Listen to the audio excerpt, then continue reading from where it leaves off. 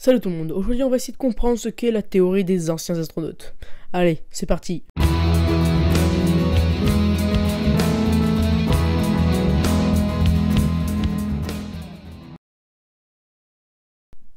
Des civilisations très anciennes ont construit des monuments qui supposent des connaissances scientifiques, de géométrie et d'astronomie notamment très avancées, et des techniques de construction très élaborées, alors que même les outils dont disposaient les bâtisseurs de l'époque étaient très rudimentaires.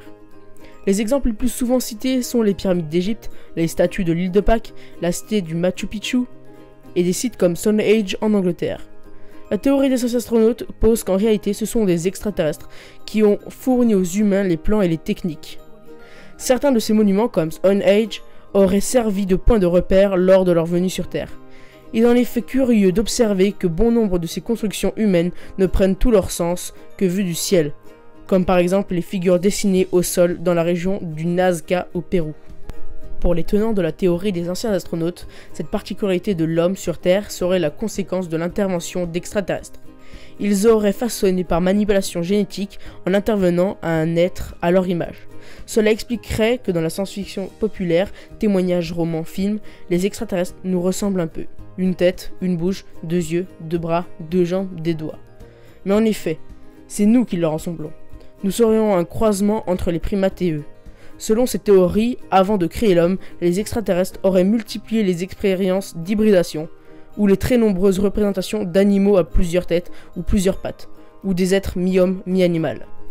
Les tenants de la théorie des anciens astronautes pensent que les relations entre les dieux et les mortels ne sont pas des fantaisies littéraires, mais s'expliquent par des unions entre des extraterrestres et des terriens.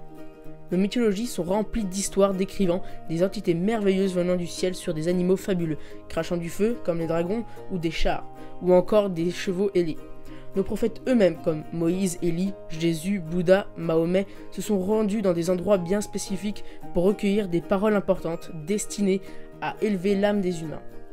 Pour les partisans de la théorie des anciens astronautes, tout cet imaginaire est en fait le souvenir de venues sur Terre d'extraterrestres qui auraient dispensé à des individus choisis des enseignements pour faire progresser l'humanité. Voici donc pour l'essentiel. Cette théorie des anciens astronautes, elle n'est étayée sur aucune preuve tangible. Naturellement, il n'a jamais été prouvé, par exemple, que les pistes qui se trouvent à Nazca au Pérou, ce sont des pistes d'atterrissage d'extraterrestres. Quant aux monuments anciens dont les prouesses nous émerveillent, des théories sont avancées pour expliquer leur construction avec des moyens tout à fait humains, sans qu'il soit besoin de faire intervenir des forces extraterrestres. Voilà, c'est tout. J'espère que vous aurez aimé cette vidéo. Vous pouvez mettre un j'aime, la partager et vous abonner. Allez, salut tout le monde.